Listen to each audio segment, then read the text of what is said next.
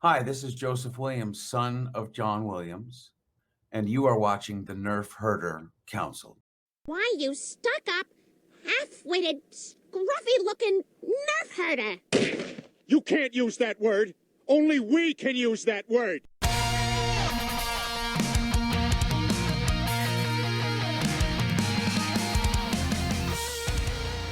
You're tuned in to the Nerf Herder Council, your source for Star Wars opinion, conversation, and debate.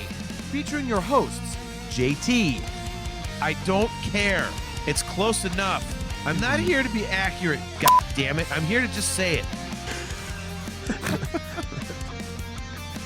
AJ. They literally sneak out by hiding a girl under a giant trench coat like a Three Stooges gag. What the f***, Disney Plus? Come on now.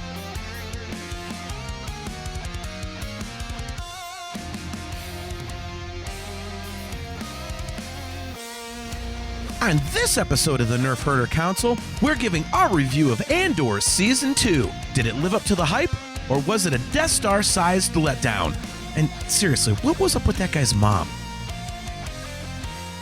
This is the Nerf Herder Council.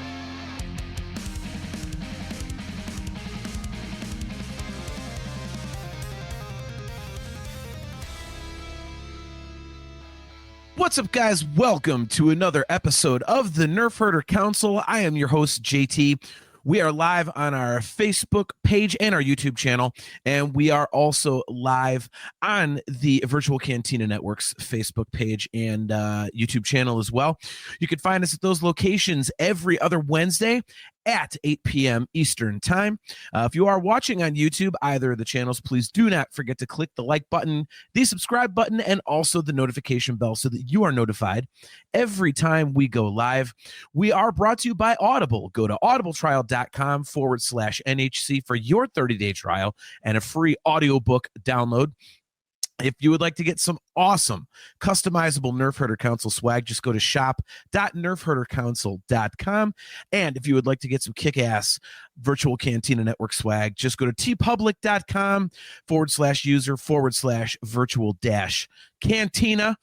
Before we get rolling here, I am going to break tradition and let everybody know that the views of the Nerf Herder Council do not necessarily reflect those of the Virtual Cantina Network, and there might be some bad language on our program. So if you're not into that sort of shit, might want to turn off the show. So without further ado, he is a world traveler, or at least he will be in a few hours. He is, of course, my best friend and my brother, AJ. How's it going, man? Doing great, man. Dude, it feels so weird being back on the show because it's been a month since we did an episode. That I know 2 weeks ago was bad times. We had a good reason for missing that episode, but dude, even getting ready for tonight, I was like, okay, have I forgotten anything? Like, what do I do again? I don't know. This is bizarre. It's amazing how fast you get rusty at this stuff, you know? Yeah.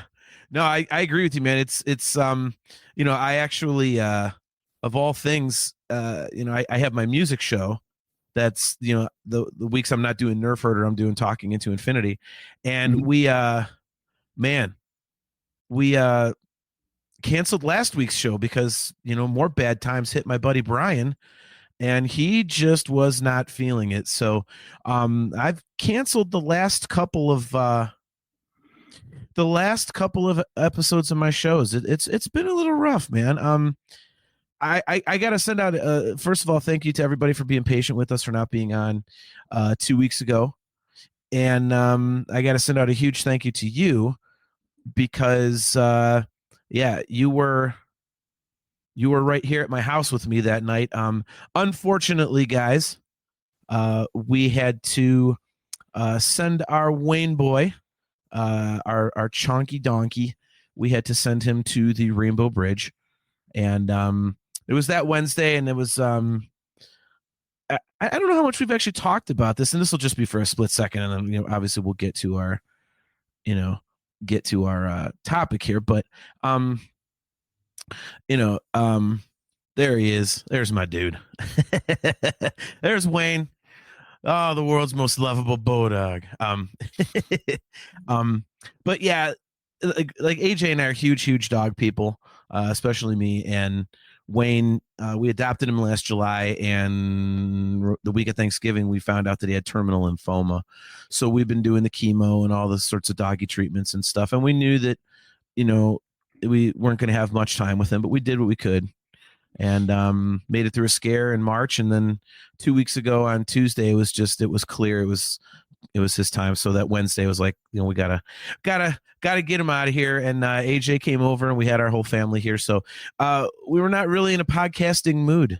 So we'll talk about Harry Potter on an upcoming episode here when AJ's back. But I just wanted to thank you guys for being patient with us, because this big galoot on the screen here, great for our audio viewers. He had to go to a much better place. So AJ, thanks again for coming and being a part of that. I love you very much for that. And I know Wayne loved you to death too. So there you go.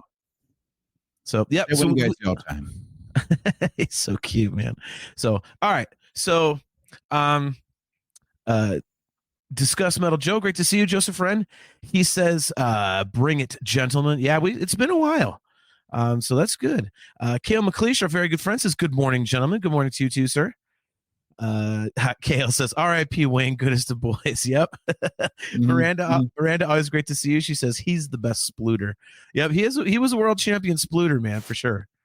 So, all right, so let's just get into this. I was really looking forward to the show, because I really haven't talked Andor season 2 with anybody. So I kind of kept it to myself. I figured it would be kind of cool to, kind of come in blind. And I know with you, I haven't really talked about it with you much. So I like Andor season 1, but as we discussed when we ranked the shows, I did not have it at number 1 like you did. I thought that more could have happened. So I was hyped up for season 2, but not as much as everybody else. Mm-hmm. And, we'll leave it. Obviously, Andor season 1 was your favorite Disney Star Wars release that they have done. So what, in a very quick nutshell, and then we'll get into detail, what did you think of season 2? I think that season 2 was different, but of the same quality as the first one. Okay. The time jumps definitely changed the format a little bit, but I'm such a visual guy with my Star Wars. Like, that's, as much as we go back and forth on the Kenobi series, what's my first gripe? I don't like the way it looks. Like the stupid, like, dark lighting and all that sort of stuff drives me crazy. So the fact that this entire series, seasons 1 and 2, look like you'd never know there was a step down from Rogue One. It looks just like the movie. Yeah, I agree with that. TV budget, although it's super expensive.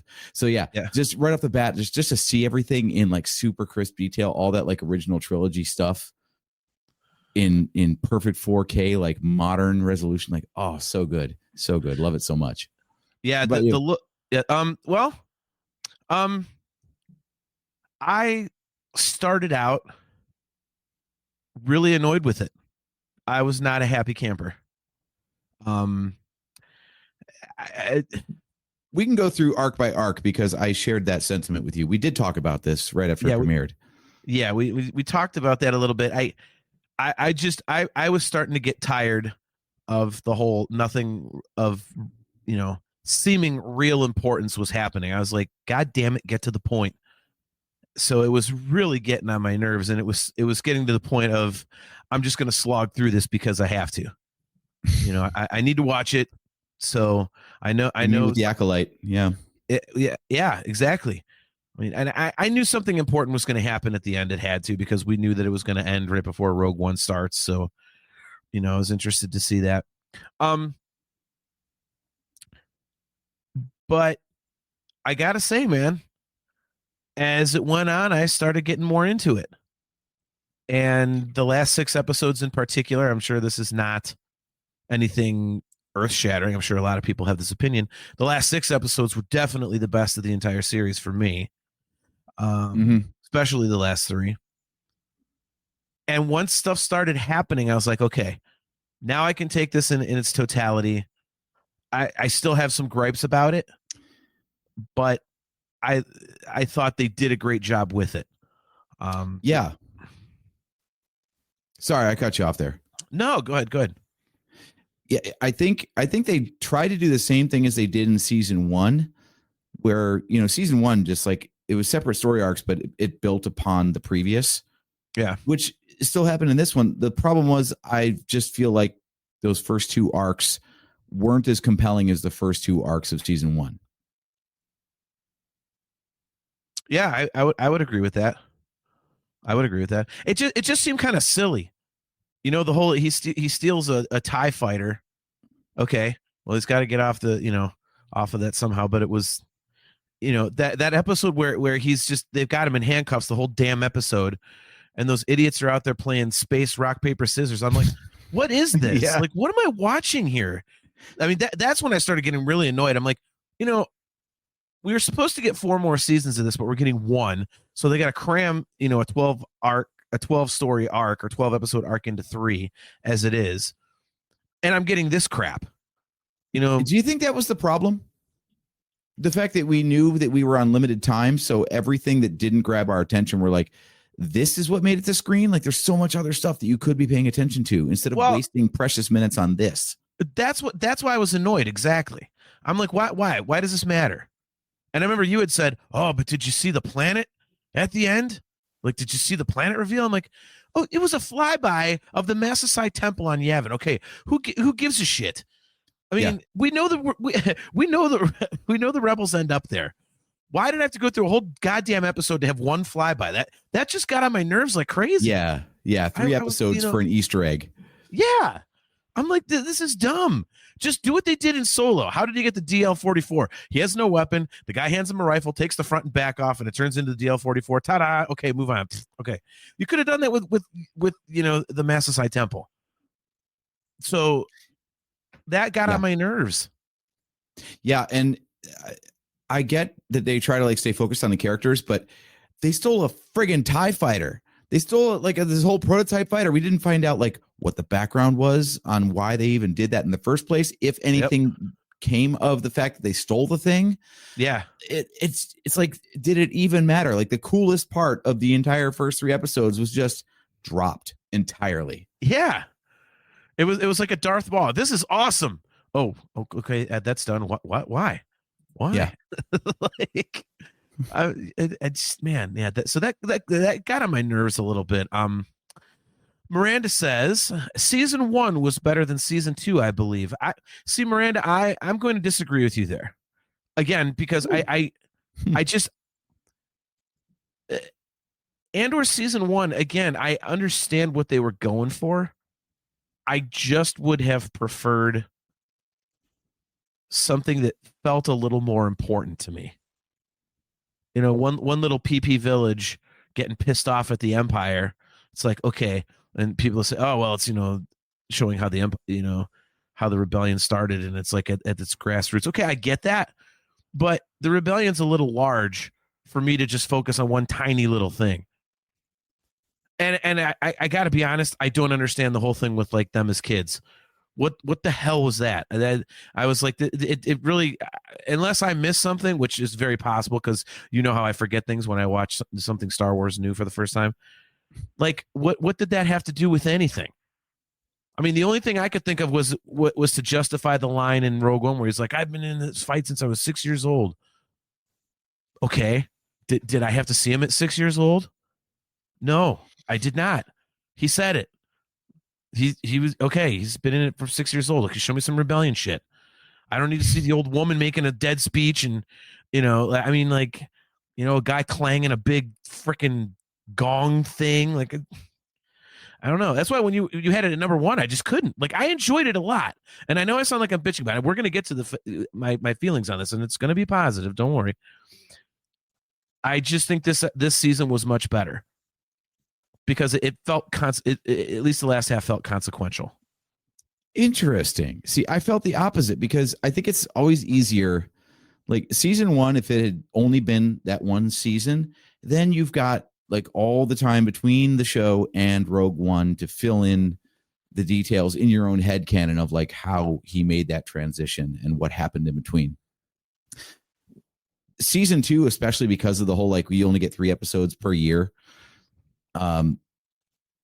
It felt more, you know how people complain that Solo is just a checklist of fan service? And they're wrong. I feel like in some ways that's what Andor season 2 was like, okay, look, we know we've got to get to the rebellion. We've got to get to Rogue One. So much of it was spent with like pointless nods. Like, as much as I love K2SO, seeing his origin was not necessary. He could have just like been there after a time jump and be like, huh, okay. Like the fact that they had to undo a comic book story arc to write their own version of how those two got together in the first place. Like, why? Like, no one would have batted an eyelash if he just appeared after a time jump and been like, oh, I guess he met and got K2SO in the meantime. Okay. Yeah. Well, so I feel like season 1 was much better at telling a coherent story from episode 1 through 12. Whereas this one like jumped through and was like, okay, let's make sure we show Saw Gerrera some more. Let's make sure that we check in with Bix. Let's make sure that we establish the rebel base on Yavin. Let's make sure we show whatever Mon Mothma had to run away from the Senate. Like all these like checklist items. I'm like, did we really need all this stuff? Really? Yeah. Or could a lot of this stuff could just be taken as given by the time Rogue One happens? Yeah, totally agree. So Joseph Friend says, I didn't like season 2. I wanted to be wrong, so I watched it twice. Second viewing, I'm with JT. The first bit is not great, but it ends well. Season 1 is still higher for me, but season 2 is okay. Kale McLeish says, yeah, agreed. The first 6 were kind of not there, though I did love the whole TIE Interceptor heist. But I had no idea they were on Yavin that whole time. And then we just skip over everything. And the very next arc, it's fully established. Like, dude. Yeah, I think... I was thinking about that today. Wouldn't it have been cooler? Jeff Caffrey, PP on the Empire. Right. I think it would have been more fun if they had and if they were on Dantooine. Yeah, that would have been something cool to show. Yeah, throw in that little bit. So like, you know, later in the season they can be on Yavin, but first, you know, if they're gonna be anywhere important, be like, oh yeah, that's Dantooine. Shit. But it's been abandoned for some time, you know? Jeff Caffrey. I love the bell ringer and needed more of him this season. See, I did like that. I know you didn't see the point of that in the first season, but I did like the fact that they introduced every time jump with the gong or whatever you want to call it from season 1, just to tie back to like the dude's from Ferrix and that's part of his culture and so on and so forth. I thought that was a nice little. Yeah, I mean, I'll give Kale this. Kale says, what I do like is that the Imperial threat grew in real time the way it should have. Yeah, I mean, that's what I'm saying. I like that. And I think part of the wonkiness, if you will, of the second season is the fact that, again, you know, we were supposed to get 4 more seasons from what I read. And instead you get 1. So they had to compress. It was like the opposite of Kenobi. You know, Kenobi's supposed to be a movie and then they're like, well, let's make it a show. And so they had to like expand on it and everything. I want to get something off of my chest. So this goes back to the Acolyte. And I would just like to tell a certain segment of the fan base to go fuck themselves again. Because magically, and I'm going to speak harshly here, so I apologize. Magically, the same people who were all up in arms, pissed off about space lesbians, magically have 0 problem with sexual assault in Star Wars. Imagine that. There were lesbians in Andor too. I know, yeah. And I did hear about those. I was like, okay, so you're going to complain about that, but and I'm not saying that I had a problem with the sexual assault thing. It's, you know, it brought an element of realism, which is pretty ballsy, I thought. But magically, these tool bags are commenting about the space lesbians again, but they are not saying anything about like sexual assault or like suicide being in Andor as well. Like, you know, so it's like, just, you know, go away, just go away, get out of my Star Wars. Like, you guys suck. That just drove me nuts, man. I was like, really? Like, so I think I think what that proves, though, is that people are really not so triggered by that stuff if the writing is good. That's a great way to phrase it, man. That is a great way to phrase it.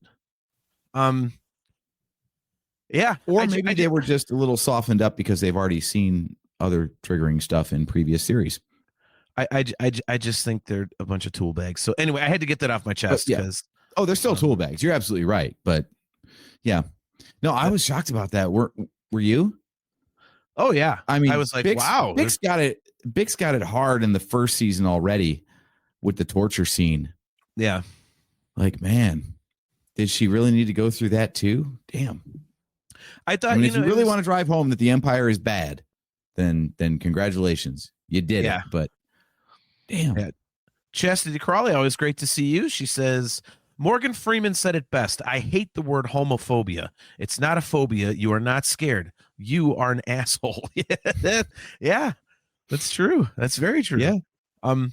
Yeah, no, I mean, it was, the word I thought immediately was, wow, this is ballsy.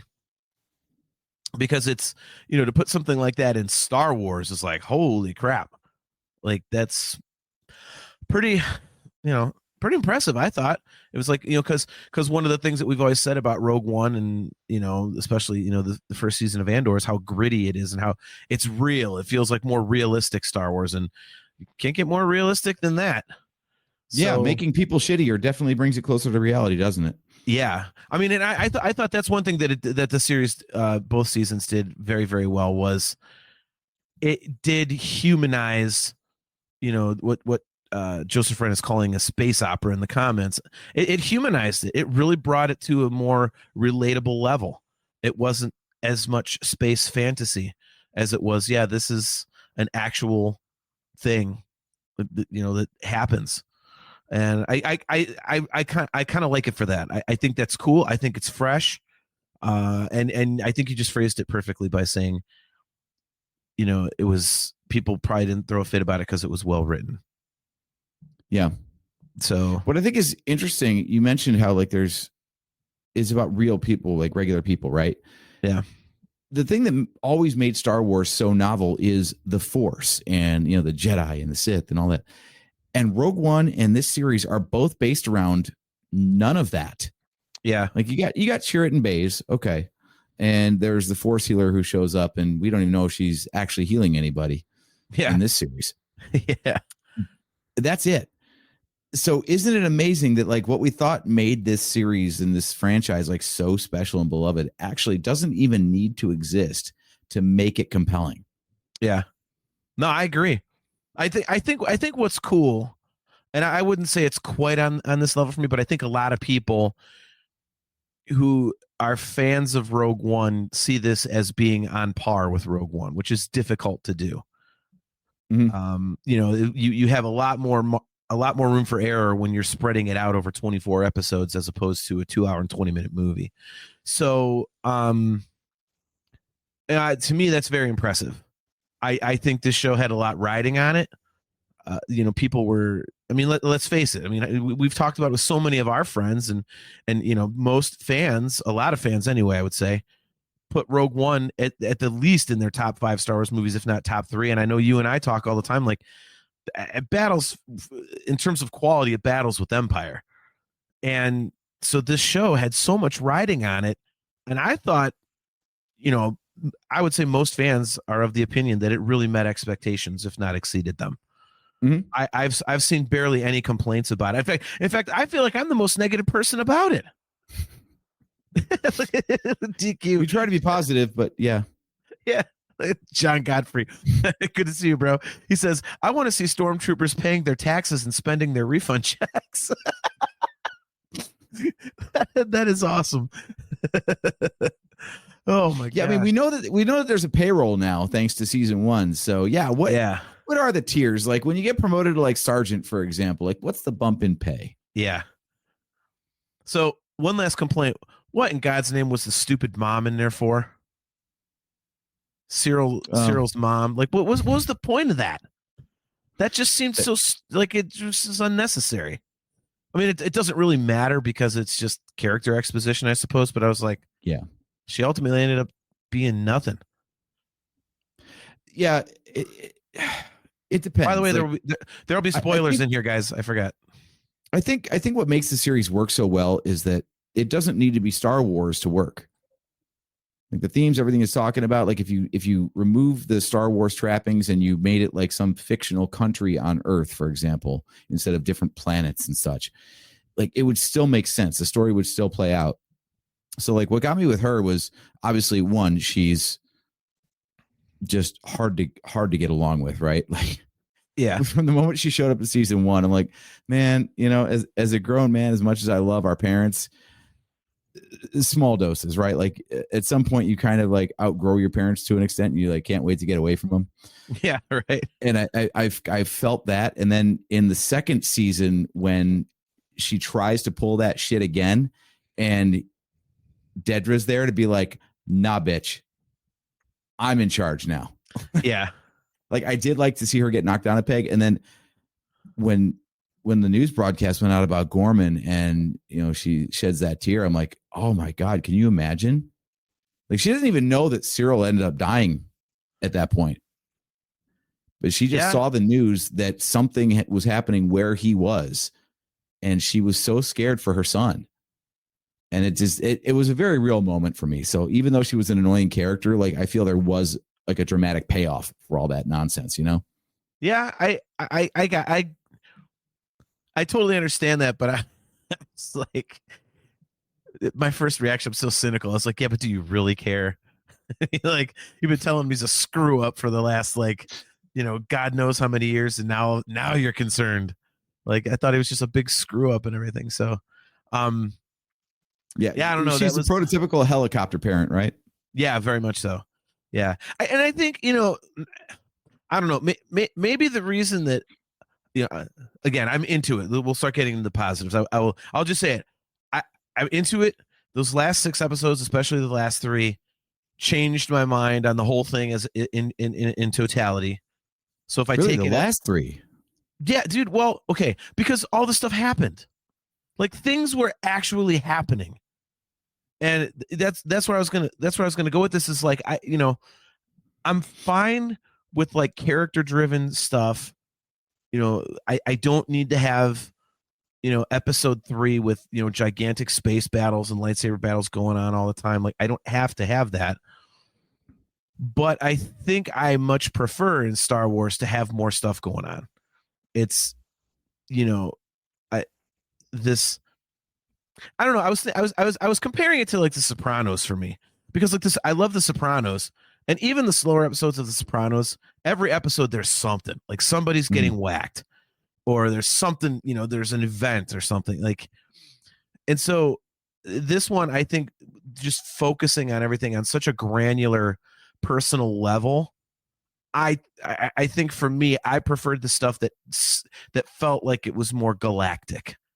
It was more important and stuff. You know what I mean? Like, so when it really started getting rolling, you know, started rolling downhill, the snowball, as it were, then I was like, okay, this is cool. But up until then, I was like, oh, I don't know, man. Like, but I will say I liked a lot of it. I thought it was, you know, the way they covered up the whole Kyber crystal thing by, you know, saying it was some calcite or something like that. You know, like when they had that meeting saying they were going to strip mine the planet and all that. And, you know, that was cool. It was a good cover up. You know, I liked how they did that stuff. It was kind of cool. And it makes me want to go back and read. God, I'm drawing a blank. What is the name of that book? The one Catalyst. about Catalyst. That's it. Yeah. I want to go reread that one now, because that's an awesome story about Galen Erso and how he does everything. So, yeah, but yeah, in totality, I enjoyed it. So, we can go. I actually enjoyed. I enjoyed the third arc the best, the Gorman Massacre arc. The last 3 episodes those are the ones that are primarily focused on just wrapping up loose ends, right? Like what happens to Luthen, what happens to Clea, what happens to Dedra, blah blah blah blah blah. Very little of Andor actually in that final arc. Yeah. So that was interesting. Yeah, I thought that the Gorman Massacre was incredible. Like you talk about ratcheting up tension, like they made you wait. Mm-hmm. Like it was looming throughout the season, but then like episode 7, it built the stakes just like the previous season, right? Like you set the stage, but it flipped the script because instead, like the 8th episode, the middle of the 3 episodes was the big payoff in that one. I was like, holy shit, we're already here. Okay. Yeah. Mm-hmm. That was outstanding. Yeah. But yeah, if you want to go through the arcs specifically, let's talk about this then. So we got the first 3 episodes, which is stealing the TIE Avenger. It's a little Legends callback there. So that's the funny thing is, as much as Tony Gilroy says he's not an overall like a nerd and a fan of Star Wars, he did throw in some fun little nuggets for the fans. Yeah. So yeah, you got Andor stealing the TIE Avenger, and then everything on the farm planet, which that was that Mina Rao, I think was the name of it. That sounds familiar. You know me. So I'm like Bix and Brasso and B2 are all farmers now. Yeah. And they're waiting for Andor to get back, and that's when all this shit goes down with just a routine census, right? Like it wasn't even like they were looking for anybody from Ferrix or anything. It was just like typical asshole government maneuver. Didn't even know that they had anybody important caught in this whole thing. But as a season opener, how did you feel about that? Did you appreciate checking in with our, cast of heroes from the previous season? Yeah, I think it gives you the kind of like an idea of the passage of time and what they're establishing, and just kind of them being on the run. It sets the stage well for the fact that they're in some trouble.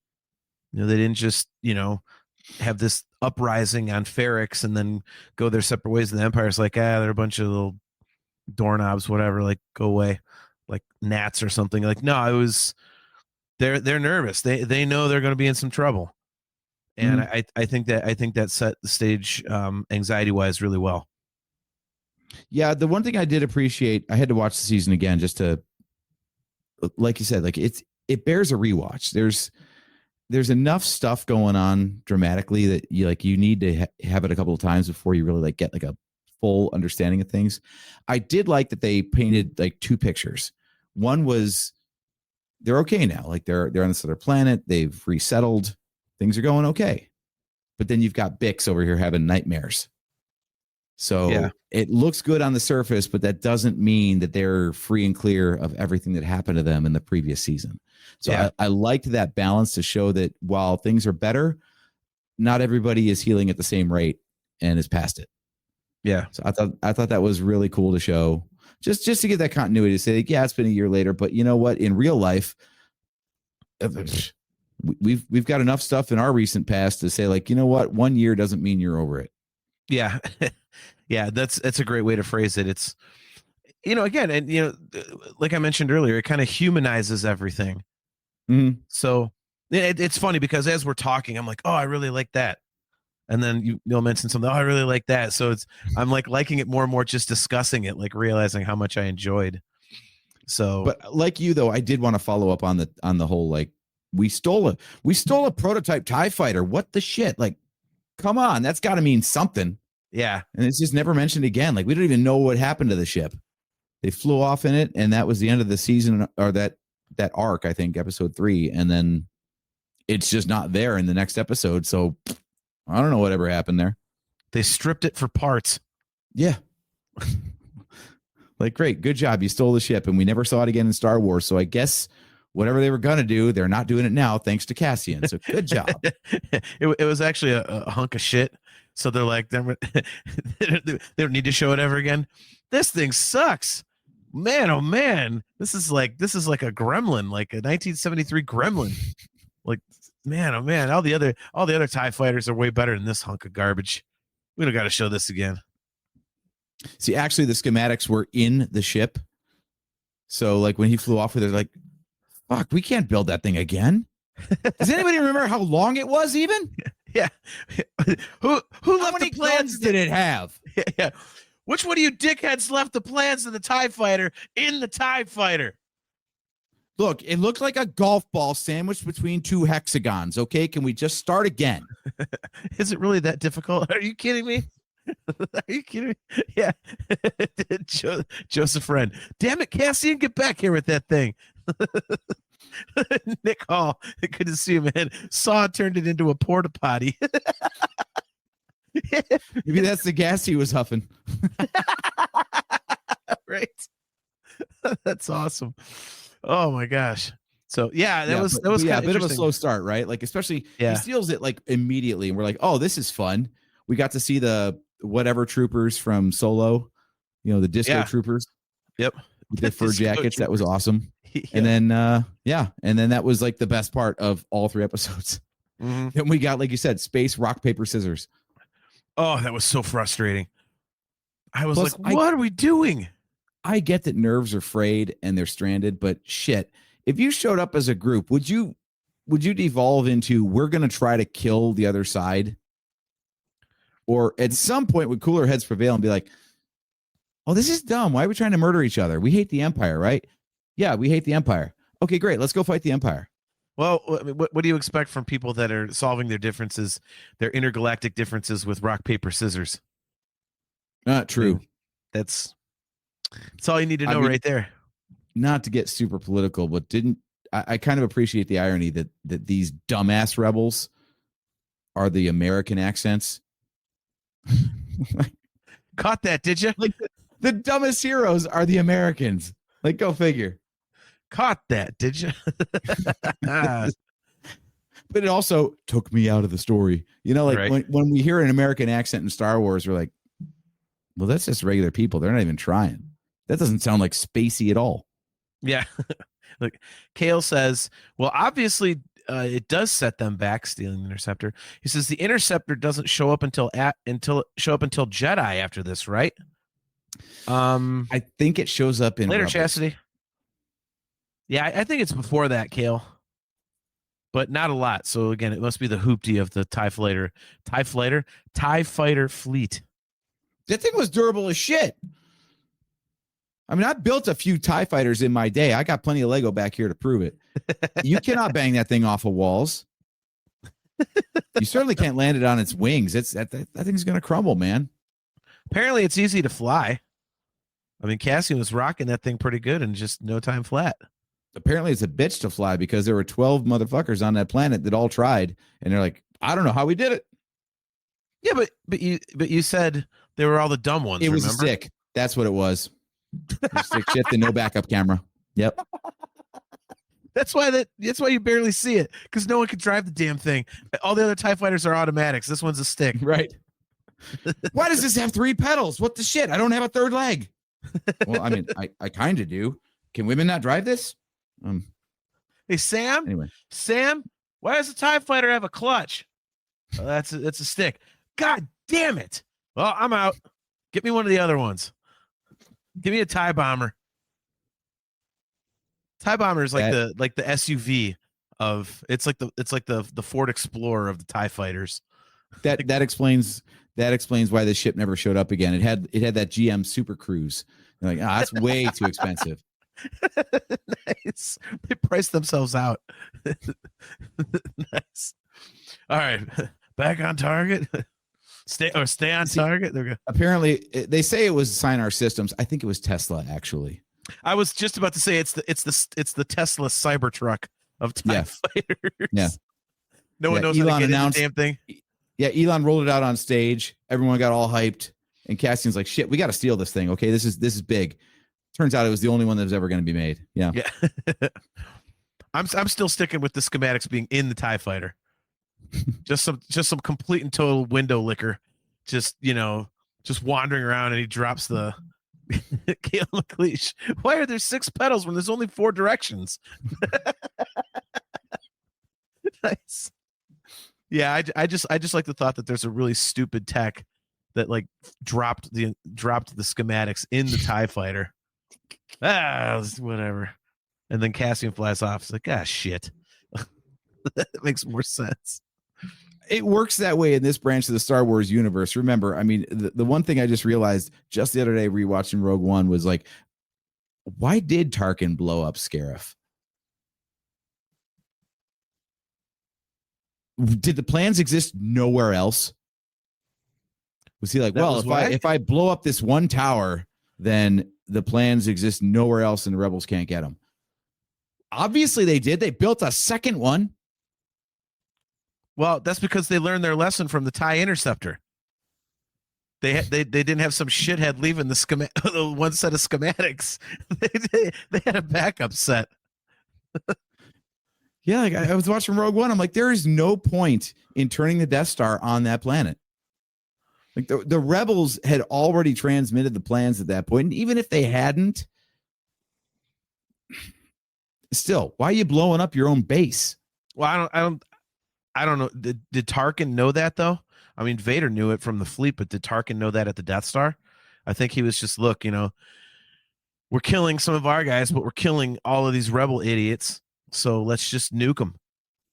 That's what I assumed on first watch was the most efficient way to guarantee the plans don't get out is to just blow up the whole thing. Yeah. But then I'm thinking like, those plans exist somewhere else. So it's not like you're keeping the secret safe by doing this. Discuss Metal Joe. Maybe Tarkin is a douche. No, I'm sure he's a sweet, cuddly guy. And when he leaves his Empire job for the day, he goes and hangs out with his grandkids and, takes them for space ice cream and stuff. Like, that's all right. So Mark Thrasher. In my head canon, I'm going back with the behind the scenes of A New Hope when Peter Cushing thought the boots were uncomfortable. So unless he was shown from head to toe, he was just wearing slippers on set. Yeah. So I believe that Tarkin just wants to be chill and comfy, man. Maybe he has foot problems. That's why he's such a prick. He's got like bunions and all sorts of like, ingrown toenails and stuff from the crappy Imperial shoes they make him wear. That tracks.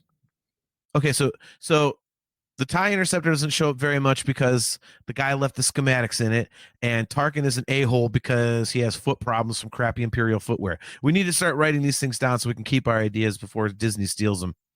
We've yet to see a chair on the main bridge of a Star Destroyer, so clearly Tarkin them dogs are barking. Oh my God. Grand Moff barking. And I never thought about that. There isn't. No railings, no chairs. Yeah. Can we just one time have like a Star Destroyer like take a hit, and then on the bridge you see like one of the captains just go tumbling into those little pits on either side of the walkway? Just go ass over tea kettle. Like, God damn it. Why do we have railings on this thing? They should wear harnesses like, when you have your dog in the back seat and they make those things that clip into the seat belts so they can right. Like everyone should just be on a tether. Right. See, Vader can force float, so he doesn't have to worry about that. Oh shit. Like, so he's good. Oh, yeah, exactly. I'm good. Yeah. Nick Hall's right. He says Wilhelm scream and all. Yes. Do a Wilhelm scream for like a 4-foot fall. That would be they should have had Tarkin do that. Then it could have been the Will Huff scream. Did you seriously? Did you seriously just do that? And on that note, we'll close up shop for some. That was very good, but very bad. Well, it reminds me of a meme I saw the other day. What do you call a guy with no children who tells dad jokes? What? A faux pas. Oh, God. Ladies and gentlemen, I apologize on behalf of the Nerf Herder Council for my brother. The humor is the humor of AJ doesn't necessarily reflect the humor of JT. See? All right, well, I was wrong. Kale McLeish says that was perfect. Nick Hall says I laughed, AJ. Oh my gosh. We may have taken we may not have done a show in a month, but man, we are on point with the humor again, aren't we? Right. Oh my gosh. Sorry, you were going somewhere with this before I got us totally off topic. Yeah, no, I wanted to bring up something Mark Thrasher brought up and ask you about this. Thrasher says, I'm so impressed with the whole Mon Mothma character. Loved how Cassian got her to safety, smoked that fake ass driver. Yeah, that was cool. That was cool. So what are your thoughts about Mon Mothma? It was Kale. He says, Jesus, just tell us that your Wookiee steaks were a little chewy at this point. Oh my God, we're gonna do that all show now. Yeah, I was pretty surprised with the Mon Mothma character because I know she was like, I would say a bit part in deleted scenes from Revenge of the Sith, but I thought it was really cool how they built her up and whatnot. And it's interesting to me because I don't know where you stand, but I was like, okay, like she's just kind of like a bureaucrat. Like she's, the public face of it. But she's not really doing much. It didn't feel like it was more everybody behind her. But then she turned out to have the most balls in a way because she was the one that said, Emperor Palpatine's an a-hole in front of the whole Senate. And you're like, ooh, Yeah. Wow. That's like standing up at a work meeting and going, yeah, the owner of the company is a dick. like what the heck? Like that's pretty dangerous. So I liked how they did that. I really liked how they did that. And her getting more and more nervous as time went on, I thought was good. That was another thing that I thought ratcheted up the anxiety. I thought that was very well done. So yeah, I think I agree with Thrasher, man. I thought it was a great buildup for that character. A character I didn't think I would give a damn about, but now I think it's awesome to see that backstory and how important she really was. So what did you think? I thought it was great to include her in the series in the first place because she was just kind of a blank slate. Yeah. She was a nothing of a character. Like you said, she pops in to deliver some stuff during the Rebel meetings, but don't know anything about her. And then tossing her into Rogue One was just like, well, yeah, of course she's there. We saw her before, so it makes sense. Yeah. But still really no characterization. So to give her this whole rich backstory in the series was like just brilliant because the character's already there, but has nothing like established about her. So you got to like invent the Chandrilan culture and all that stuff. Yeah. That's the thing I love so much about this show is like anytime they're like, okay, they're Gormans or they're Chandrilan or whatever. Like it wasn't just some like throwaway thing like, yeah, they're from this planet. They're like, no, they have a culture and we're going to show you like all this shit about that culture. So they feel like real places. Yeah. So Mon's whole thing of being like all prim and proper and all this stuff is I loved that whole split between, yeah, she's a senator and she's very formal as a result, but she's kind of over that shit too. Yeah. So like her entire public persona is just a facade. Even the proper Chandrilan that she's supposed to be, she's like, we're kind of bullshit actually. Right. Like, yeah. So I thought it was great. The one thing that I think was a missed opportunity, she really doesn't get along with Luthen on a rewatch. I noticed that, from the moment they meet and, they're in league with each other, but at the same time, when she finds out what he's been doing with the money that she's been funneling to him, she's just like aghast, right? Yeah. I think there's still an opportunity to tell that story and be like, how did these two get in bed together for the rebellion? Because it sounds like Mon does not like the way Luthen is handling things, but she's still letting him do it. Yep. No, I agree with that. I kind of like that relationship. It's interesting, because you've got just, I think it was a great way to show that the rebellion wasn't just thousands of people all pushing in the right direction. And you kind of saw that already with Saw Gerrera, but we knew from Rogue One that he was kind of like the crazy guy, like the fanatic, you know what I mean? So, but I think having Luthen and Mon Mothma be at odds all the time, I thought was really cool because it, really kind of showed that the rebellion really was kind of ragtag and they needed to all somehow get on this, all these disparate belief systems had to get on the same page because in the end they just had to go, we all want the same thing. So let's just do what we got to do. And, especially, I thought it was really cool when they were talking about what's that guy that like basically like blackmailed Mon Mothma? Was it Tay Kolma? I've got a list of characters up. I think so. Yeah. But yeah, like, she's like, we got to pay him. And Luthen's like, no, we're going to kill him. Yeah. Like, that was cool that was like an awesome, to your point, like way of kind of showing that they don't get along. They're coming at this whole thing from two different, points of view. And Luthen is just, look, if somebody is in our way, like I'm not making a deal with them. They're just going to get mowed down, like period, the end. Mm-hmm. This is not, you can have your diplomacy, but I'm doing it in, a militant fashion. So I thought that was interesting too, because they're both necessary. Yeah. They have very different ways of operating, but they both serve their own particular role in the rebellion. Like Luthen would never have been a leader of the New Republic, for example. Yeah, 100%. He could definitely get the hardcores started. So he stirs the pot very well, but he was never going to lead an organized group. Yeah. He's just good at causing trouble. So on one hand, yes, he got things rolling. He got the Empire scared. He got the people who are willing to make the ultimate sacrifice together to, go on the dangerous missions and do all that stuff. But it took a Mon Mothma to really give any legitimacy to the movement.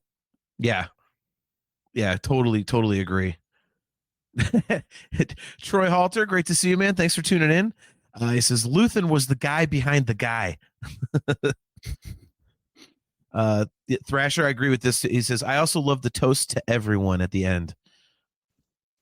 Yeah, that was, and she's like, basically she's like, I don't drink, but then she finishes that glass and is like, fill me up again. So we got to see the Mon drinks. No. Talking about what's her Vel, like in that last episode. So, but yeah, we saw Mon at the wedding. Mon drinks. Yeah. And she cuts a rug like world champion, so there we know that, Mm-hmm. But it's funny that she doesn't agree with Luthen's methods, but she will prostitute her daughter out for the rebellion. Yeah, that was pretty interesting. What do you want? Hook your daughter up with my kid. Okay. I don't like it, but okay. Yeah, exactly. So speaking of Mon Mothma, I was very intrigued by the character development of Luthen Rael, because in the first season he just kind of he almost seemed more like a bureaucrat to me, like more of a Mon Mothma type. But this one, you kind of saw how important he really was, and just kind of how violent and take no prisoners he really was for the movement as well. So I really liked that. I thought that added some depth to this season, because I felt like he was a much more fleshed out character and in a direction that I didn't think they would take him in. So I thought that was really, really cool. Yeah, I thought they went in both directions. Like, one, he seemed more heartless, but at the same time, then he also, when he discovered that Bix was having trouble, for example, and having nightmares and everything, he, did her a solid. It was like, Gorst is in this building over here, and you're like a block away in the safe house. Yeah. If something were to happen to Gorst, boy, would that be ironic. Yeah. Yeah, no, that was entirely unnecessary, but he's like, you know what? This will help her. Yeah. Well, I mean, and that's what I said. Like there are those brief moments of humanity, like we saw his backstory, and he takes in what's it, Clea? Is that how you, yeah, Clea. Clea, yeah. By the way, what was with the whole his name was Luthen Lear, and he's like, I gotta go into hiding. I'm gonna be Luthen Rael. Dude, you just spelled your last name backwards, and it's 4 effing letters. That's not really, I swear that's a jab at the original trilogy. You think? I mean, yeah, Luke Skywalker, for fuck's sake. Obi-Wan Kenobi instead of Ben Kenobi. I don't know. I'm wondering if they did it because if that was a purposeful thing, maybe it was poking fun at something. I don't know. But I noticed that the guy that Mon Mothma fires in those last few episodes, like when they said his name, because me being half deaf, I have the subtitles on all the time because I can't hear some of the stuff. So but yeah, like that Samaj guy, it's James backwards. So then I looked up his like it had his character name on the screen. So I looked up James whatever. I reversed the last name to see if it was like some guy, like it was the Key Grip or something like that. Like, oh, we're gonna reverse this guy's name, like, and ha ha ha, look at that. So Dave Hugh, I can see you, bro. He says, I haven't watched any of this yet, so now I get how nerdy we sound to people who aren't into Star Wars. Yeah. Yep. It's the whole point of the show. It's exactly how we sound. Troy Halter, the subtitles, FTW. Nice. He's not wrong. You get a lot of like little nuggets and factoids from the subtitles. Like everyone's like, well, what is the name of that TIE fighter? It's a TIE Avenger because they say it in the subtitles. Yeah. You get character names that are never spoken on screen, that kind of shit. Yeah. Samaj El Rey Sanaj. Yeah. Nick Hall. Yep. James Earl Jones backwards. Nice. But yeah, I just thought that was kind of interesting. It's like if this is like I'm trying to hide, you'll never guess this. Right. Dude, got some bad news for you. It ain't that creative. Well, you brought up Luthen, so we got to talk about Clea. Yes. She's one of my absolute favorites in the entire series. Okay. Like I was a little suspicious in the first season of her. Like anytime Luthen went a little off script, she was like, hey, we got a plan. Don't fuck with the plan. Like I thought that there was going to be a split between them at some point because it seemed like every time he wasn't like after the Aldhani heist and he wanted to like check in and she's like, no, shut it down. We have no contact. That was the plan. And I was like, at some point she's going to be like, peace out. Yeah. No one got this. So yeah, to see like how she handled herself in season 2, I did like checking in with that. Now, I've read and watched too much stuff, but so I'm just going to withhold what Tony Gilroy actually said because it doesn't count. But based on what was on screen, who's Axis? Do you think it's Luthen or Clea? I thought it was Luthen. Tony Gilroy says it's Clea. What the hell would Tony Gilroy know? Just a few things. What a jerk. He didn't even watch the show. But isn't it interesting to think that like, yeah, she was actually the mastermind. He was doing not necessarily her bidding, but yeah, she wasn't doing his bidding. Let's put it that way. Well, that part doesn't surprise me because I always felt like, especially based on how things fleshed out in season 2, that it was like he was the balls and the emotion of the whole thing, and she was the brains. I could see that because there was that scene where he's like, "There's too much going on. Like I can't keep track of all this." Yeah. He starts to get lost in all the threads, and then she's like, I got this. Yeah, Mm-hmm. I'm with Kaylee. He says Gilroy is wrong then. Yeah, see? There you go. Let's get Tony Gilroy on the show and tell him he's wrong. Troy Halter. It says Tony can't see our head cannon. Oh my God. Nick Hall. This is Nick Hall says Axis was both of them in tandem. I mean, it did seem kind of like a partnership in that flashback, didn't it? That's what I thought. I mean, he was, kind of like a father figure, but yeah, I always saw him as I didn't see it this way in the first season. Again, this is why I like the second season a little better. Like I understand you have to take them in totality, really, but I like how season 2 made so many things just more clear, and it amped up the anxiety and everything. And again, it's getting closer to the whole Rogue One thing, and so we know that it's kind of a stupid, obvious thing to say, but it felt more purposeful to me. And this relationship with Clea and Luthen is a perfect example, because in the first season, I just kind of thought she was like the lackey. He was pulling the strings and she was like his little right-hand man. And it's no, like that's not the case. Like they're on equal footing. So I thought that was cool. I thought that was really well done. Troy Halter says, great line. Dire Luthen wordy words. Clay, tuck in your shirt. Yeah. Yeah. All right. Discuss Metal Joe wants to know favorite episode this season.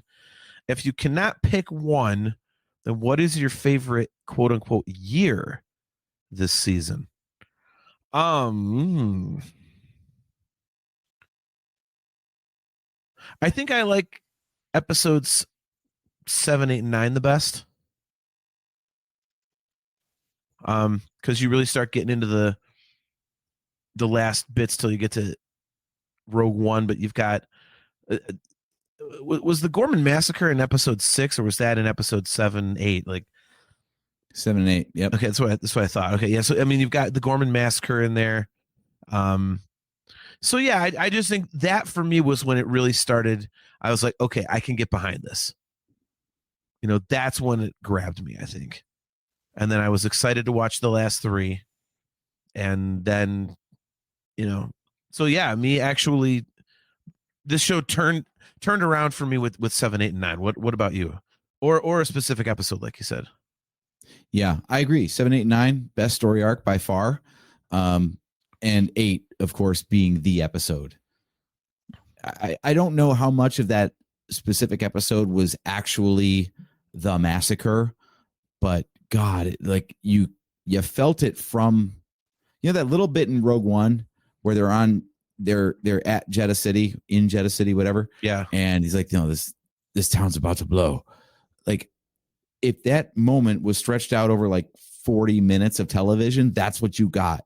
Yeah. Before the first shot was fired. And I love that, like, they were trying to incite the crowd to like pick the fight, but they didn't. So like, all right, we'll shoot our own guy and blame it on them then. Let's get this thing done. Yeah, that was awesome. Like, brutal stuff, man. Yeah. Yeah, No, that was so tense, and it paid off so well. Yeah, I completely agree. And and I think to me, it was the opposite of the Obi-Wan Darth Maul duel that we talk about a lot, you know, from Rebels. It was, you know, when you build something up like that, you want to see what happens. Not just all this buildup, and then all of a sudden on another planet you get like a news report. Oh, there's a bunch of people killed on Gorman. Like, that's all you're going to show me? Seriously? Like, but they didn't. Like, they paid it off. Like you said, it was an awesome payoff. I loved it. It was so well done. And then they brought it down to an even more, you know, intimate level when they had Cyril fighting Cassian. You know, so I mean, even that was just another, you know, it was like the cherry on top kind of a thing. Because I'm sitting there going, well, you know, we know Cassian doesn't die. So are they going to kill off Cyril? Or is he going to play a bigger part? Like, you weren't sure. Yeah, talk about also shocking. When Cyril put it all together and realized like he was just a pawn and Dedra's been using him the whole time, and when he like grabs her around the throat, I was like, wow, okay, so we've already had the Bix thing from the first story arc. Yeah. And now we got this dude choking out a woman right here. And I thought that was going to be it for her. I thought he had just snapped at that point because he always seemed like super tense. Yeah. And I thought that was just going to be like, you know what? He's going to choke her out. That's it. That's the end of Dedra.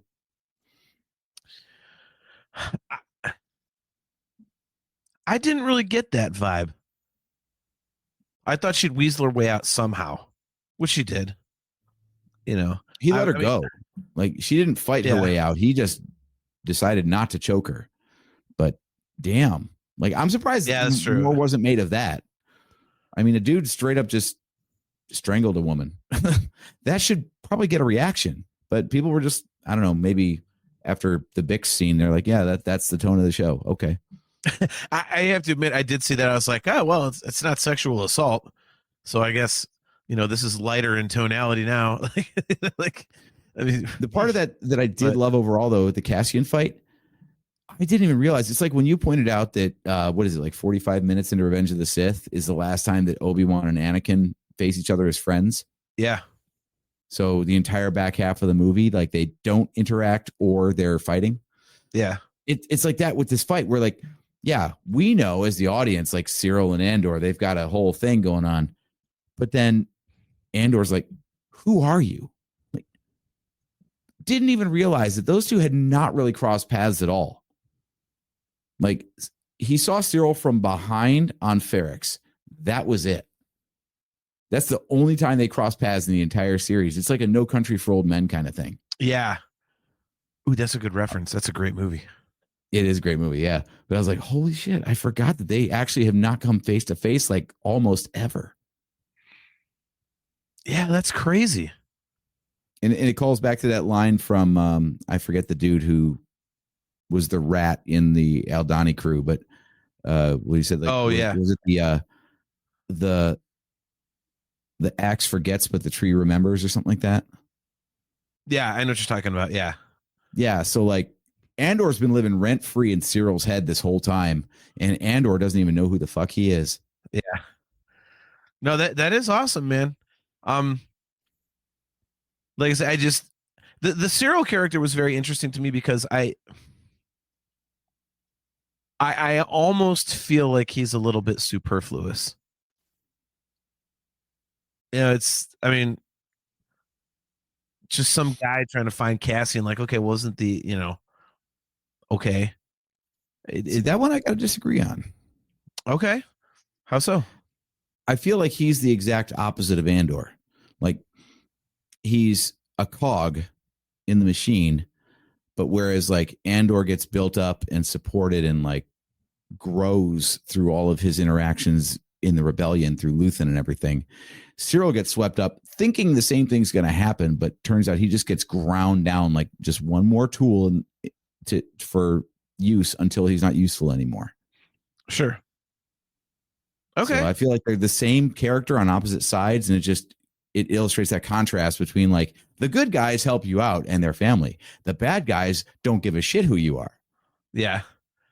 Yeah, I can see it that way. I just looking back over his arc, I don't know how necessary it was, and it could have been just absorbed into like the Empire, or just have Dedra do all that stuff somehow, or I mean, it just seemed kind of needless.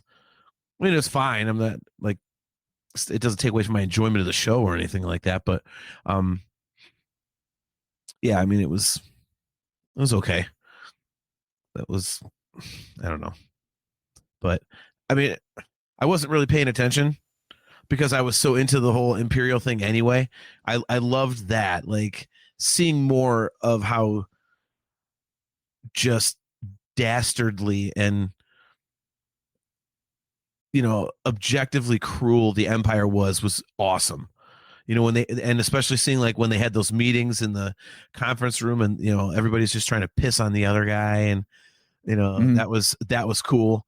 And they just like, none of them had any use for any sort of any sort of guff or bullshit. Like like the one guy was trying to step over Dedra to get ahead, obviously we know, and then you had that main guy who what the hell was his name? It was Major Partagaz. Like, he's the dude that ended up shooting himself. Yeah, the dude whose head is right above Dedra's in our layout here tonight. 100%.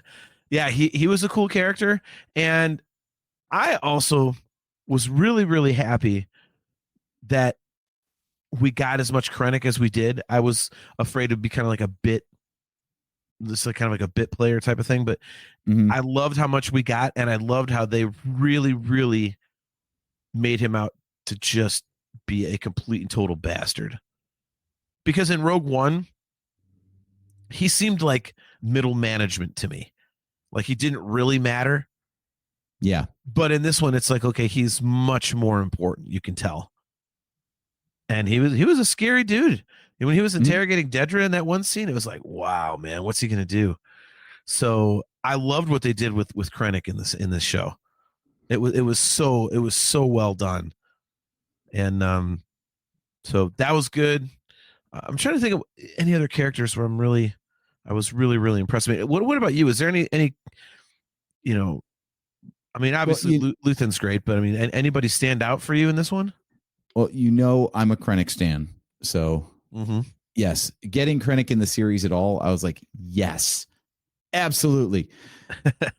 The scene where he's interrogating Dedra and he puts his finger like on top of her head, I don't usually like pay attention, like, oh, that was such an amazing acting choice, but in that moment, I was like, that's so weird, and like, I would love to know the behind the scenes, like, was that directed or was that his own choice? Because like her face when that happens, like it's weird, but it's not like threatening in itself. Like if someone puts their finger on top of your head, you kind of be like, what the fuck? But she is like scared shitless. And I love it. Like it was such a weird thing to do because people just don't do that. But boy, if you really want to intimidate somebody, that's what you do. Yeah. Well, and that's, So I don't know if that was Ben Mendelsohn or if that was Tony Gilroy telling him to do it, or whoever directed the episode. But yeah, like as much as I love Krennic in Rogue One, I feel like he got to be more Krennic in this. Yeah. And that's what I loved about it. Like, it's because again, I like I just said, he felt like middle management to me in Rogue One. So it wasn't like it's kind of like those, the generals that Vader keeps wiping out in Empire, like Captain Nita and all that crap. Like, it's like, we know that they're bad guys and they're in charge of a bunch of stuff, but it's like, they just, feel like kind of just like paperweights. And Krennic was kind of that way to me in Rogue One because of the way they had him playing off of Tarkin and Vader and what. I mean, Vader's an obvious one, but so, and I'm thinking, but because I had, where was I going? I just read John Phillips' comment. I'll bring up here in a minute, but, God damn it, I got sidetracked. Oh well, I was going to make a good question. What was the question? It says he's like, haven't watched Andor. Been so disappointed with anything Disney related. So, I mean, hot take. Let's just shoot from the hip. John, is Andor worth watching? Yes, I will say, John. For me personally, what we've kind of been saying is that, like, for me, I liked the first season, but I don't think I enjoyed it as much as most of the fan base did. And I was really annoyed with the show as a result for the first 6 episodes of season 2. But now that I've seen it all, it does all tie into one gigantic story really well, and it's extremely well done. It's excellent. So I would highly recommend it. I think that's why it holds up on rewatch, because yes, you're right. Like when you're watching it for the first time, you're like, God, this is slow. Just get to the point already. Yeah. But when you know what the point is, then you can enjoy the little beats and nuances and stuff. So that rewatch is more palatable because there's a payoff. You're not waiting to see if it's worth your time. You already know it is. Yeah. Well, and like I say, like I was afraid it was going nowhere because it's so much of it seemed so inconsequential. So the first few episodes of season 2 did nothing to dispel my worry. I was like, God bless, here we go. Yeah. Like they want to tell the story of the rebellion, but they're just going to focus on this one little tiny part of it. And just, you have to assume that the rest of the galaxy is going through all this stuff. Like, I was like, this, oh God, I don't know how I feel about this. So, yeah, I'm really glad that was not the case. Again, it's got to be tough, right? Like we're talking about a rebel alliance. There's all these different cells of rebels and they're not talking. Like that's the whole point, is that the rebel alliance is a big deal because instead it was just a whole bunch of different groups pissed off at the Empire separately. Like you had to choose a story and you only had 12 episodes to tell it in season 2. So like, I'm trying my best to not be negative because there are so many other ways they could have chosen to spend these 12 episodes. And I'm trying not to get upset at what they didn't show and just evaluate it on what they did. Yeah. You know, like I could picture a series where like you shift perspectives around, like one story arc focuses on name all the factions that Saw Gerrera rattles off in the first season. You know, the Gorman Front, the Partisans, the Separatists, or the whatever the hell. You could actually like tell stories in each story arc from different factions' perspectives, with the other factions only like dropping in as mentions. You know, like Tarkin was mentioned in season 2, but Tarkin didn't show up. Same thing, like whatever Luthen's doing with Cassian and whatever the name of that group is, like you could shift over to like have a whole arc of just like Saw's group and show like how maybe Luthen's group is kind of a bunch of dicks to them. Yeah. You know, you start getting like all those different perspectives. Like that's, so the fact that they actually had to pick a direction in the first place, I don't envy them, because no matter what they did in season 2, everyone was going to write some other story they wanted to see instead. Yeah, that's true. That's true. I think you bring up a good point, because I was kind of thinking the same thing. Like they could do more with the rebellion. I think, I mean, it's an obvious thing to say, but I think it's clear that there's an appetite for those stories. And as you just mentioned, I mean, a perfect example, something you just mentioned. I mean, don't we all kind of want to see the whole Saw Gerrera arc, like, and how Eddie Two Tubes and him and like all those guys, you know, what they were doing and whatnot? I mean, I would watch the hell out of that. I love Saw Gerrera. I still haven't gotten enough Saw Gerrera. If they had a Saw Gerrera show, I would totally love it. Yeah. Yeah. Like So, would you watch an Andor, the college years? Like just continue this format into the actual active galactic civil war? Andor, the college years. That's funny. Yeah, I mean, like I said, I mean, I love the way it was written. So if they're gonna, if this writing team is going to give us more stuff, then yeah, I'm all in, because I think it was just done so well. You know, I don't know about you, but I think that's one of my favorite parts of the series is that like there's no cheese. There's like not a single eye roll. You know, I mean, none. And as much as I love all their stuff, every once in a while, even in the best stuff, you'll be like, oh, geez, that was kind of corny. You know, but it's part of Star Wars. It's part of the charm of Star Wars.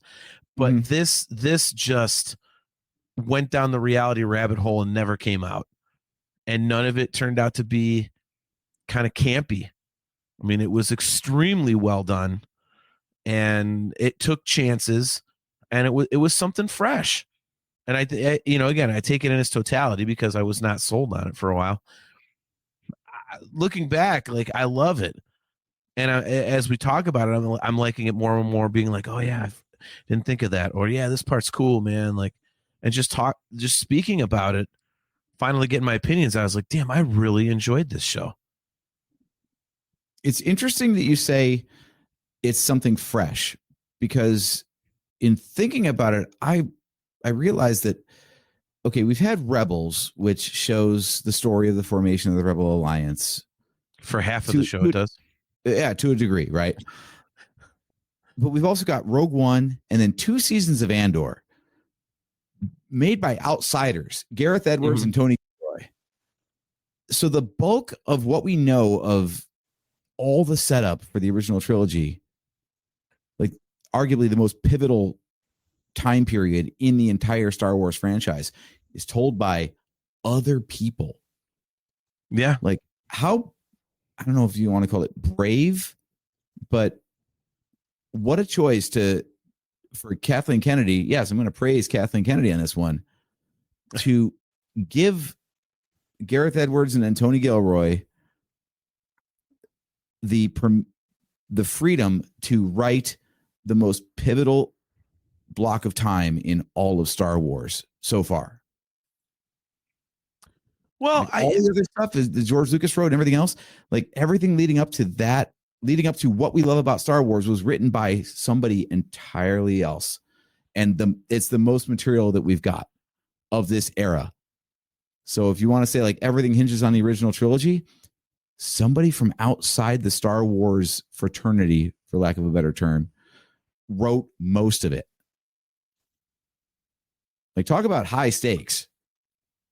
Well, I let's face it, it all started with Rogue One, and like I mentioned earlier, I mean, kind of to your point, they were under incredible pressure, I think, because of the success of Rogue One. It's not like, oh, we're going to make 2 hours worth of content. Like, no, they're making 20 hours worth of content. So I mean, and to keep it at that level is, to your point, like that's,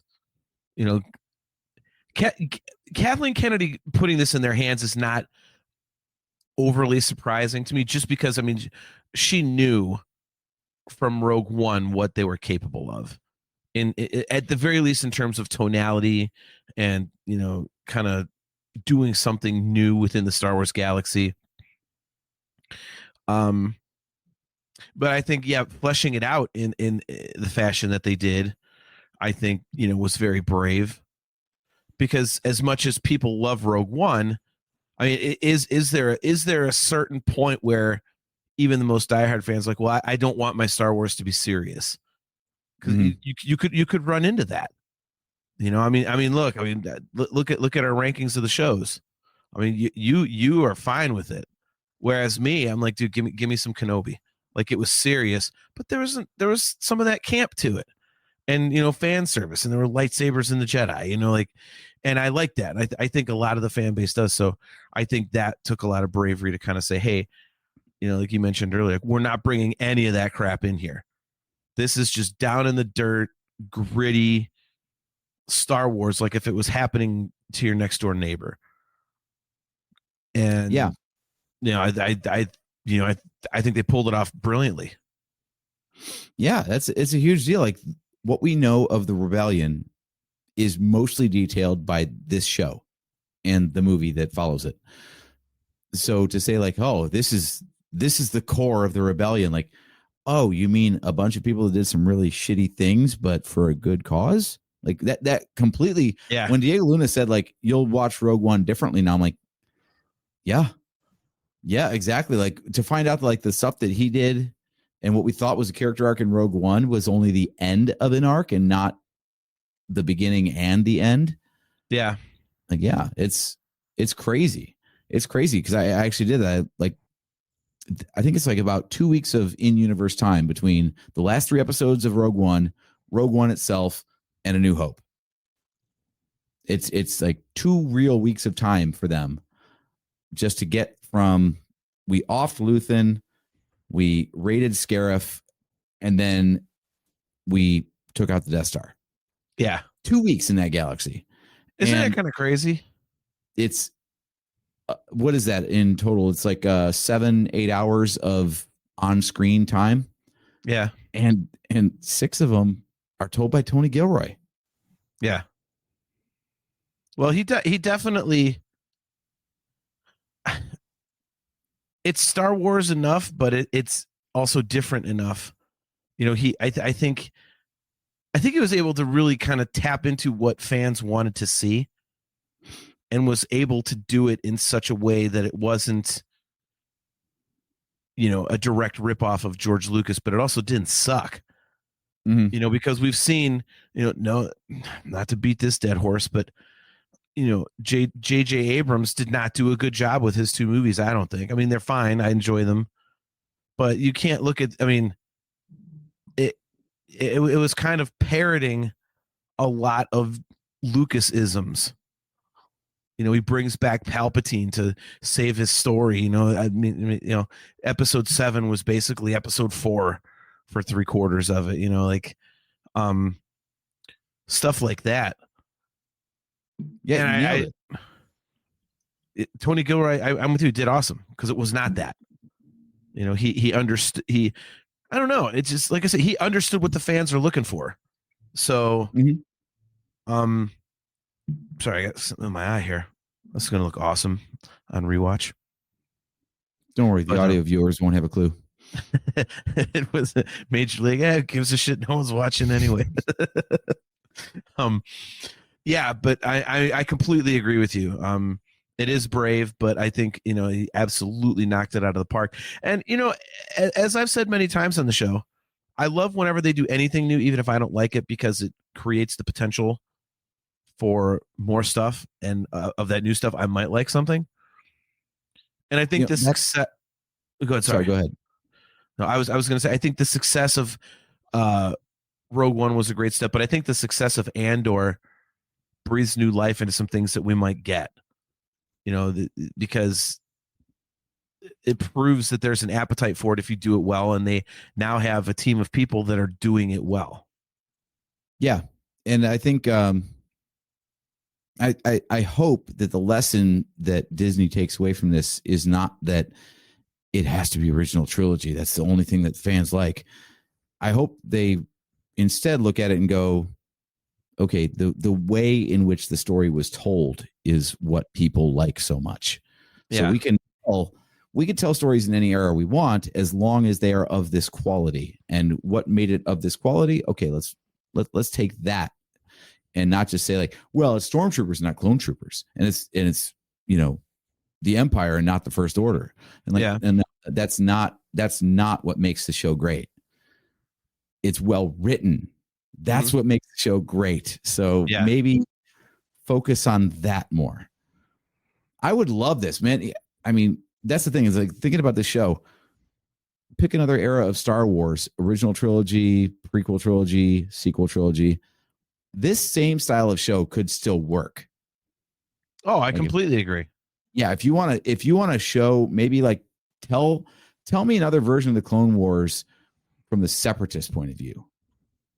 We're like, fuck it, these clones won't leave us alone. All we want to do is leave the Republic, and they're raiding our planets instead, Yeah. No, I completely agree. I mean,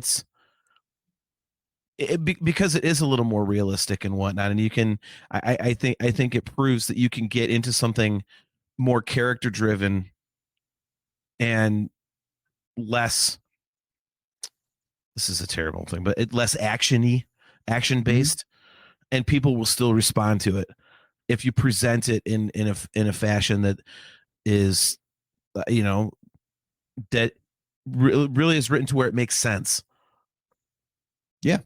And I think we've covered this point on the show before too, where I think where this succeeds, and why we like The Last Jedi, for example, is it's not so much like JJ's problem is that JJ tried to make a Star Wars.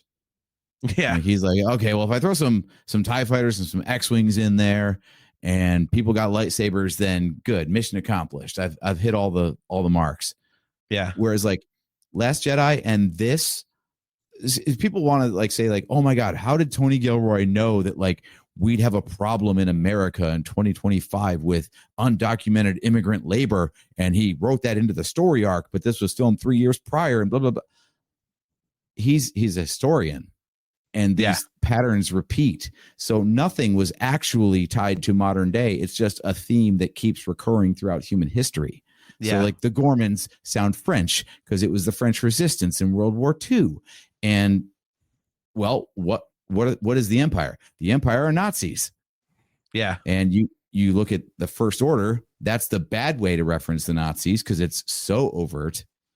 And then there's like the good way, which is, to be more subtle about it, really.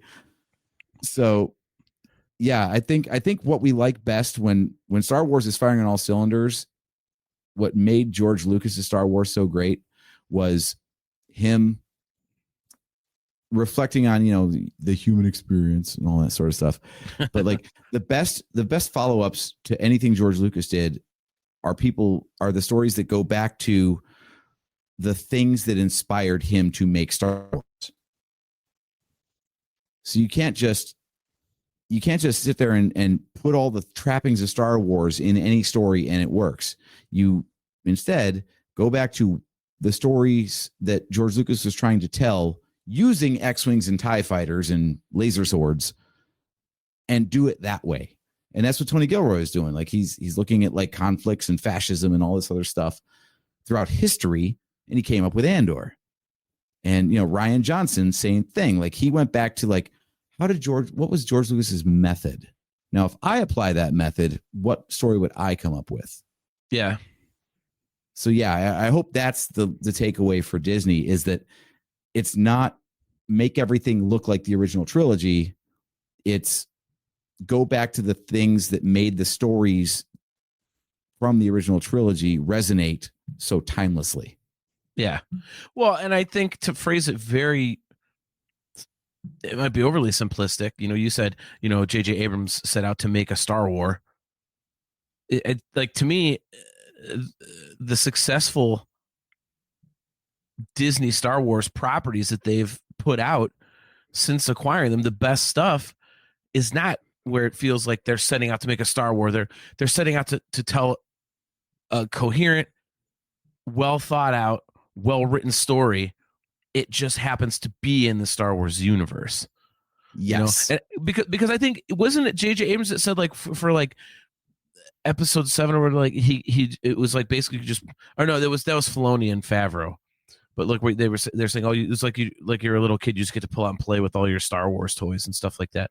But I just even with them saying that, they did that, but I think the story was there first, and that's what it seems like. George Lucas can get away with making a Star Wars. He's George Lucas. He created it. That's what he does. But I think now, in order to further the property and to further, the future of Star Wars, you got to start doing something that is just really high quality. And you can't just throw stuff out anymore. Like, a lot of people were upset with the Acolyte, and I would say that's middle of the road type of stuff. I would say, you and I talk about Rebels all the time. Like the episodes that were pushing the story forward, we enjoyed, but then those goddamn filler episodes were like, what is this?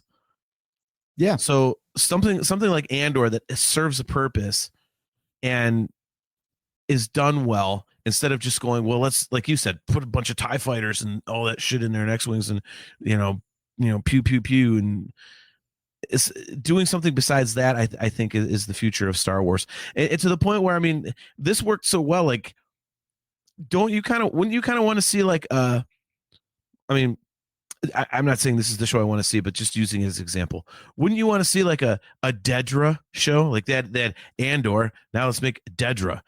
So you're seeing how the Empire really builds, like all those machinations and whatnot. I mean, that would be cool, because then you'd have them, all the infighting and all that crap, but then you would also have the opportunity to show the rebellion.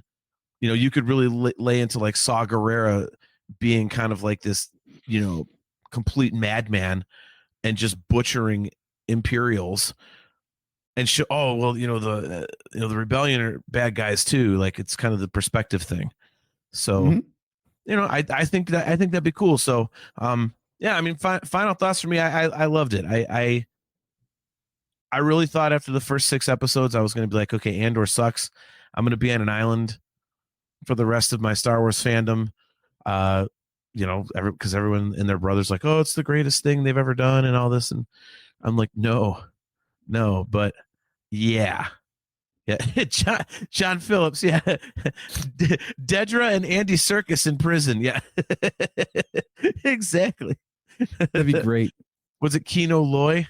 I actually pulled up a list of characters so I didn't sound so goddamn stupid on this one. But yeah. So yeah, I ended up loving it, and I'm actually looking forward to rewatching it. Getting through the first season will probably end up being a little bit of a slog for me again. But knowing where it's going, I think will help. And definitely the second season, I know I'm really gonna like. So, I feel like this is kind of a, on my other show we call it a grower, where you enjoy it at first and it's cool, but then as time goes on, you find yourself just loving it more and more and more and more and more. and it kind of rises in the rankings for you. And I think that's what this show is going to be for me. So, 2 major thumbs up for me for season 2 of Andor. The hell is that noise? It's on your end, whatever it is, buddy.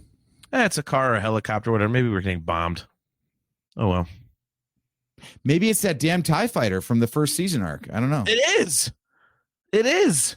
That's where it ended up. It ended up in Wadsworth. Shit. Goddamn things in my backyard.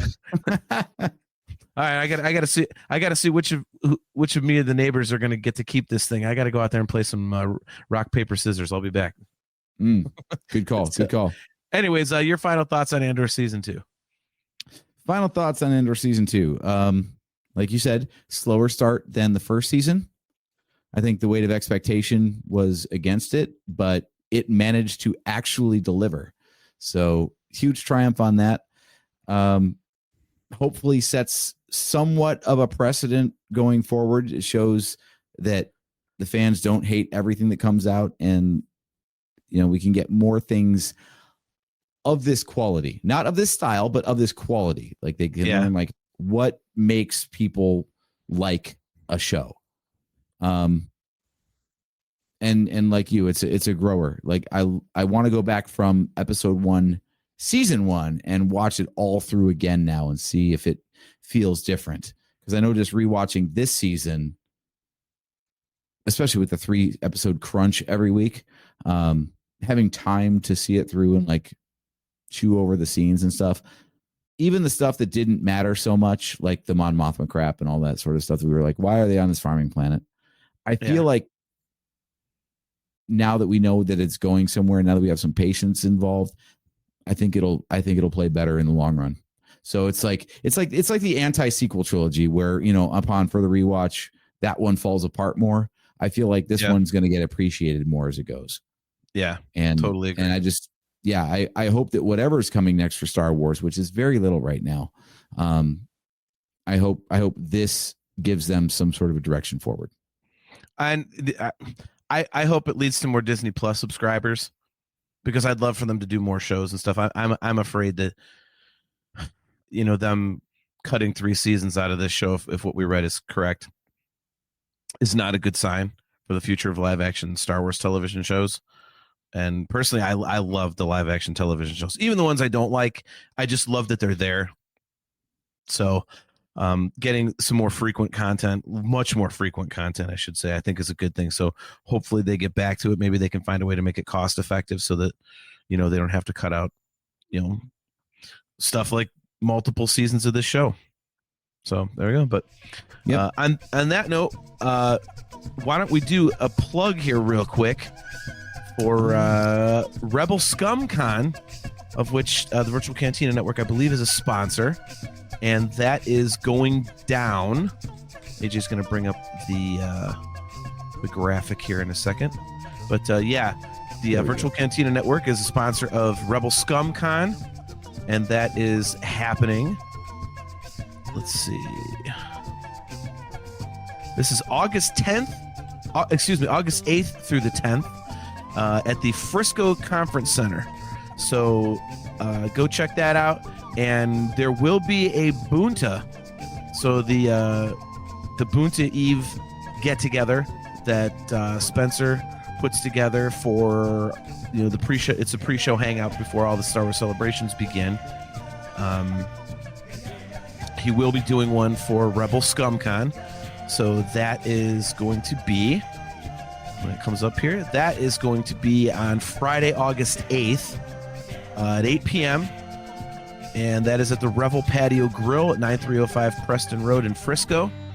It is a ticketed event. So it's adults are $35, kids under 12 are $30. And there is a VIP for $50. It includes priority seating and special swag. They get a bunch of actors and crew from the movies and the shows that show up. So there'll be meet and greets. There is a sabacc there, courtesy of Hyperspace Props, and there is live band karaoke. So you ask the band what they know, and you get up there and you sing karaoke. So and we've been to the Boonta Eve before, so this is a real deal thing. This is worth the ticket price for sure. Yes. Yeah, it's and guys, the reason it's ticketed now is because the thing has gotten so popular that they just absolutely were assholes to elbows at the last few, and they had, you know, a line of about an hour long at the last one in Japan, people waiting to try and get in for overflow or whatever you want to call it. So yeah, it's an awesome event that Spencer sets up. I know that he's already got the one for Celebration Bunta 2027 set up, and that one is going to be unbelievably impressive. And I would like to formally announce that when we do karaoke, if I make it to the second round or beyond, AJ, you are coming up and singing with me, and I have a very specific reason why. So, and I can't say the reason until the location and the date and whatnot is announced. But I just assumed because you wanted an out, so if you don't win the competition, you can say that it was my fault. Oh, I'm not going to win the competition. The bigger and bigger this thing gets, man, like they get better and better singers in there. Well, So- exactly, and I'm a terrible singer, so if you get me up on stage, that's your out. Like, sorry, I was just trying to support my brother, but he sucks. He blows. That guy sucks. But so yeah, guys, check out Rebel Scum Con, August 8th through the 10th in Frisco, and or down in Texas, I should say, and have a great time. So that will do it for another episode of the Nerf Herder Council. Appreciate you guys tuning in. All you guys in the chat, Discuss Metal Joe, Miranda, Cale McLeish, John Phillips, Troy Halter, Nick Hall, all you guys. It was great talking to you guys. We always appreciate your input and helping make the show funny and fun all the time. So I will be right back here in 2 weeks. And let me get the date. What is this, our 10th year doing this damn show? You would think I would look up the date beforehand. It is going to be Wednesday, June 4th. I will be here. But AJ will not. AJ will be overseas. So I have recruited a co-host. So I am going to have Chris Mocked from Mocktails from the Cantina co-hosting with me. So we're gonna do like kind of a dual show. We're thinking about kind of doing a simulcast and broadcasting to his platforms as well as ours. So that'll be good. Chris is always a great conversation. We have an idea of what we would like to talk about. What we gotta iron that out still. But yeah, it'll be me and Chris right here in 2 weeks on Wednesday, June 4th at 8 p.m. And then AJ will be back 2 weeks after that on June 18th. So he will be back, and we will be discussing, I believe, Harry Potter and the Prisoner of Azkaban, correct? That was what we were supposed to do. That was what we were supposed to do last time, and then unfortunately we had, family stuff. So, yeah. But so yeah, guys, thanks for tuning in to another episode of the Nerf Herder Council. As always, we are brought to you by Audible. Go to audibletrial.com/NHC for your 30-day trial and a free audiobook download. If you are watching on YouTube or have not checked us out on YouTube, please do so. And when you do, click the like button, click the subscribe button, hit the notification bell so that you are notified every time that we go live. If you would like to get customizable Nerf Herder Council swag, just go to shop.nerfherdercouncil.com. And if you would like to get some awesome virtual Cantina Network gear, go to tpublic.com/user/virtual-cantina. So until next time, guys, I am your host, JT. He is AJ. I am at Drake Adams 579. And one last time, thank you guys for being understanding about us missing the last show. And Wayne Boy, I love you and I miss you. And guys, we will catch you next time.